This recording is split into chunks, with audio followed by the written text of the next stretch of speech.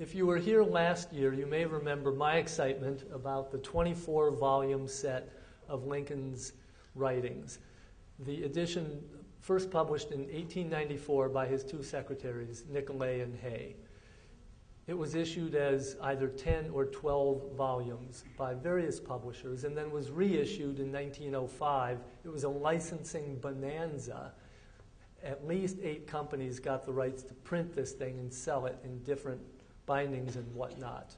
Nowhere in any of the bibliographies or any of the writing about Abraham Lincoln did anybody ever notice or mention that there was a 24-volume set doubled over from the 12-volume set published in 1905 in very expensive Morocco leather with gilt inlays, ribbed spine, and volume 24 down there, bulked up, by the way, with 300 additional illustrations scattered throughout the volumes.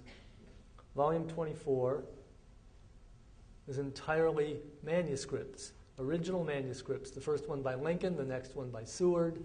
There's the signature of Rutherford B. Hayes in there, various other people prominent during the time. And on the title page, it says 8 sets of this were published. This is set number 4. Nobody knew about these. We started doing some investigation, discovered that the University of Texas had set number 5. They didn't know they had set number 5. They didn't know that volume 24 was not just another boring old collection of Nicolay and Hayes' thoughts about the president, that it was all manuscripts. So the papers of Abraham Lincoln's staff based in this library went down there and scanned those documents. Well, where are the other 6? If you know any old German people with newspapers and lots of old books in their attic, ask them about that. So that was our big surprise last year. It came in January of 2009, right before the bicentennial. Very exciting. This year's surprise was a little different, but the same idea. This is the Nicolay and Hay edition of the writings and the biography, published by the American Historical Foundation in 1914. There seemed to be about 12 sets of this in existence, and we didn't have one of those either. It's not as rare as the other one, certainly not as valuable. I've got 2 of the volumes right behind me, and you're welcome to come up and look at them afterwards. The interesting thing about them is that they're bound in purple cloth, and if you leave your books out in the sun, that purple won't be there for long. You can see the example of it here.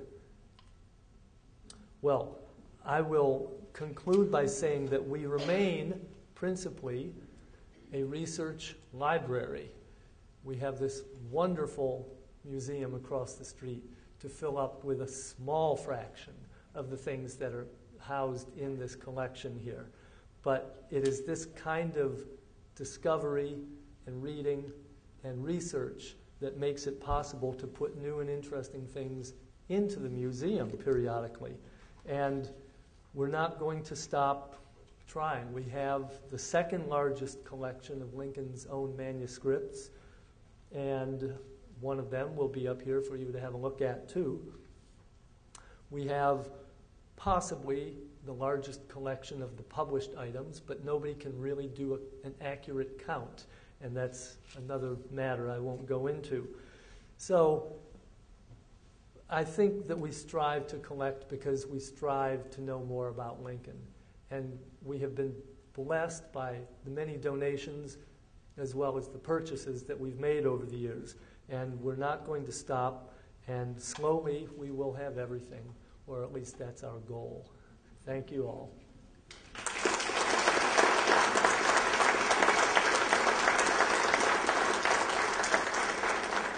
We do have time for questions, and there is a microphone, and I'll bring it around. I don't need a mic. Would the Laura King dress provide Lincoln's DNA, or are there other sources of that we have today? The question is whether that Laura Keene dress scrap would provide Lincoln's DNA, or are there other sources? And the answer is yes to both questions. There are essentially three widely accepted bedrock items that would contain his DNA. The baseline would be the skull fragments and the bullet that are at the Walter Reed Army Medical Hospital in Washington. Those became part of the evidence of the trial for the conspirators and were always in the possession of the War Department. They have never left the hands of the federal government. Our dress scrap from Laura Keene would be considered baseline evidence too. And the third piece is in the Grand Army of the Republic Museum in Philadelphia, where there is a piece of the blood-stained pillowcase that his head was resting on. Now, there are a lot of other less accepted pieces of blood-stained towels and pillowcases, carpeting, wallpaper, clothing, all of it out there. It's all been moving around in public and private hands, mostly private hands, over the decades. And there's so much of it that's fake that it's not really possible to say. But this issue comes up repeatedly. And the National Geographic TV channel was here a few months ago. They're making a film partly on this question. And they asked if we have ever allowed DNA sampling from that dress piece. And the answer is no, nor has anybody else, because you need to destroy a small fragment of it to take it apart from the original artifact to subject it to chemical analysis. And no one is willing to do that yet. I hope that the day will come, and it may be in my lifetime, when it can be analyzed without destroying some small fragment of it. Something like they do on Star Trek. But we're not there yet. Other questions?